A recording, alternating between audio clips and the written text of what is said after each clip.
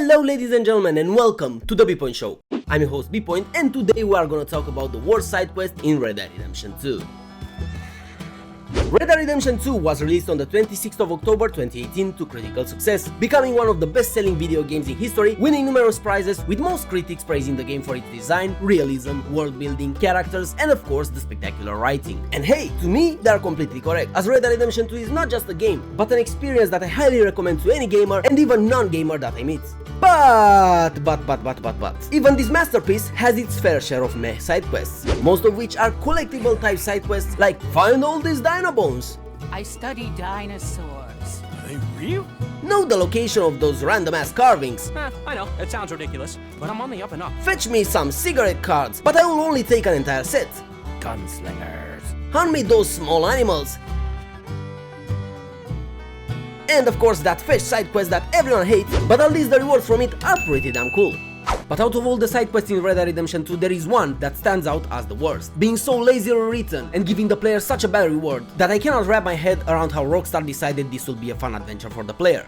I'm talking of course about the serial killer side quest. Let's start from the beginning, as most players will encounter this quest near Valentine, where by this bridge Arthur will stumble upon the massacred body of this poor feller. And here's the first issue. This cadaver is so close to Valentine and easy to spot, how the hell did no one find it before Mr. Morgan? But sure, you could pass this up as the body has just been put there by the killer, and somehow Arthur was the very first person to stumble upon it. Why not? Get close to the dead body, and on the left, stapled to a pole, you'll find the victim's head, and once you are close enough to it, the game will give you the inspect prompt. Do as the game says, and Arthur will pick up a piece of paper stuck in the mouth of this poor feller. Ooh, you poor bastard. And bada boom bada bim, we have our first clue. Or do we? As the note in this guy's mouth doesn't tell the player anything specifically, it's just a third of a map with a random ass drawing on it and some bloody writing on the back. Other than that, we get absolutely no indication towards the next clue whatsoever. So what can the player do to find the other two missing pieces? Why, of course, just run around the map and hope Arthur will stumble upon the dead bodies. One of which is fairly visible, as our victim is tied to this huge ass tree near the Braithwaite Manor. While the other clue is somewhere near the wall station, tied to a rock, facing a direction which makes it barely visible for the player, especially during the day. At least at night you do have a lamp that illuminates the site where the dead guy can be found. There we go. Now, let's see how Rockstar could have done this section a lot better. How about Rockstar gave us a damn clue on the back of each note, at least a poem or something, that could guide us towards the next dead body. I mean, for crying out loud, our killer definitely looks like the kind of twisted mind that wants to be known by the public, so it would make perfect sense that he would want to help the guy who stumbles upon his quote-unquote art find him quickly with the intent of making him his next victim, right?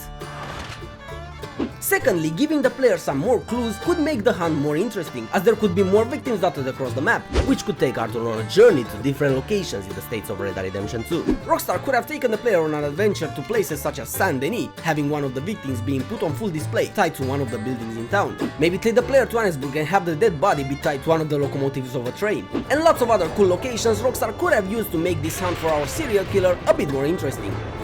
But I digress. Let's find the killer and see what else is seriously dumb about this side quest.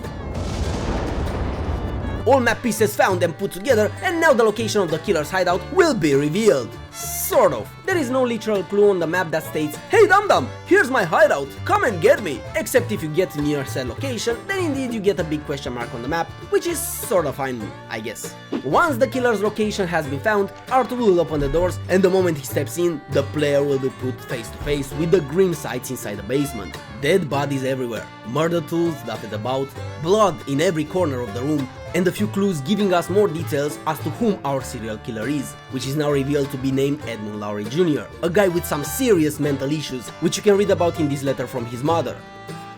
A degenerate person with a big "hey, I'm a psychopathic serial killer" ego, as can be deducted from this letter written to one of the newspapers in Red Dead Redemption 2. Head further into the lair and you will see this dead body with a knife sticking into his chest, and the moment Arthur inspects the knife, the killer will knock him unconscious. Once our hero wakes up, he finds himself on the floor, with our criminal mastermind on top, ready to do the thing that any great comic book / movie villain does. Deliver a wrong ass "I will kill you, my evil plans, blah blah blah blah blah" speech. All nice and dandy, except for one minor, major issue. Why the hell is ArthurMorgan a pretty damn solid guy? A guy who can beat up someone as big as Tommy. Someone who can survive bear attacks like they were your average cat bites. Someone who takes bullets to the face like they were mosquito bites. Not tied to anything. Instead, he's just sitting there, laying on the floor, chilling like he is enjoying a nice summertime in Tahiti. Adding insult to injury, if you don't press the button the game prompts you to press before Edmund delivers his speech, then this mofo actually does kill Artie, slowly coming onto our hero as he just sits there, brain dead, still dreaming about Tahiti probably.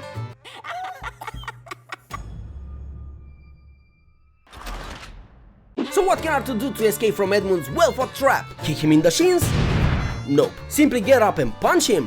Ha! You're funny. Use any of the many weapons Arthur has in his arsenal, which Mr. Lowry Jr. so brilliantly forgot to remove from him? Why, are you nuts? Why, of course, the best and most logical solution Arthur finds is to reach for a random ass head on the ground and throw it at the killer's face, probably bamboozling the head out of Edmund by how idiotic and rude of a plan this was. Only then does Arthur decide it's time to lift this sweet bam bam from the ground, probably remembering that, oh yeah, nothing restrains me from retaliating.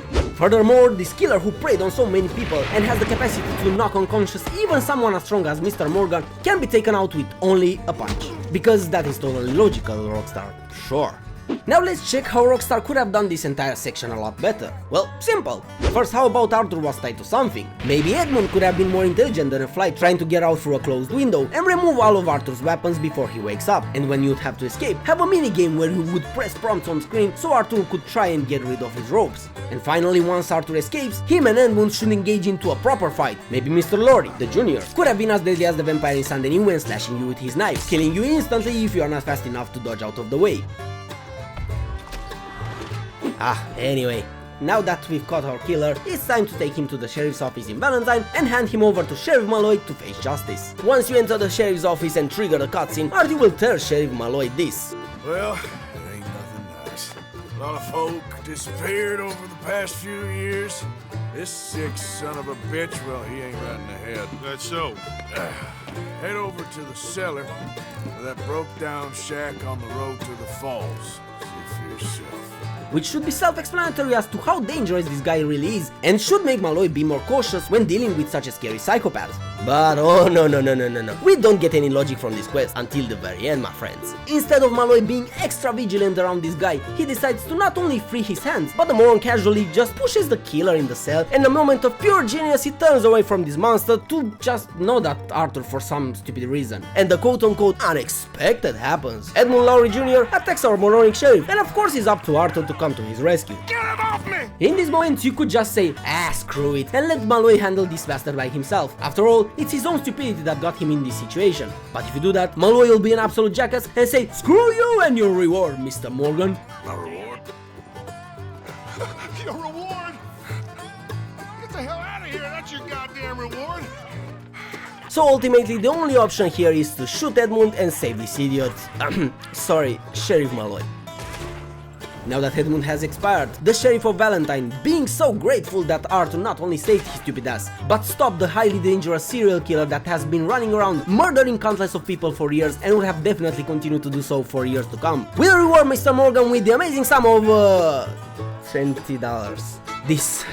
This right here is a damn insult to injury if I ever saw one. Having the player waste hours looking for the serial killer, only to be rewarded with not even a gold nugget worth of money? Wow, Rockstar, you've really done us dirty with this one. Guess it's in your nature lately, huh? Now how could this final section have been fixed? By Malloy not being such an idiot and actually take measures to ensure Edmund couldn't attack him? But more importantly, how about we get some more money? Seriously, the same amount of time spent on finding this guy could have been spent treasure hunting for something like the Landmark treasure, which gives the player $3,000 as a reward. How about the quest rewarded the player with at least $200 instead of this measly $20 we got, given that, again, Arthur saved not only Malloy, but countless other future victims.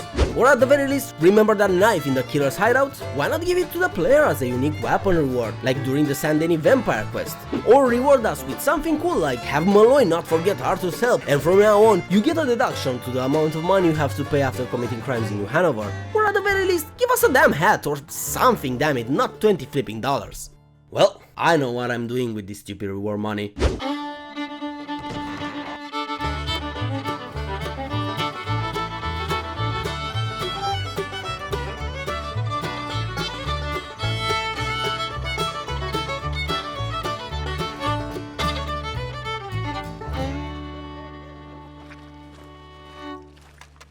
What's that smell? Is that you?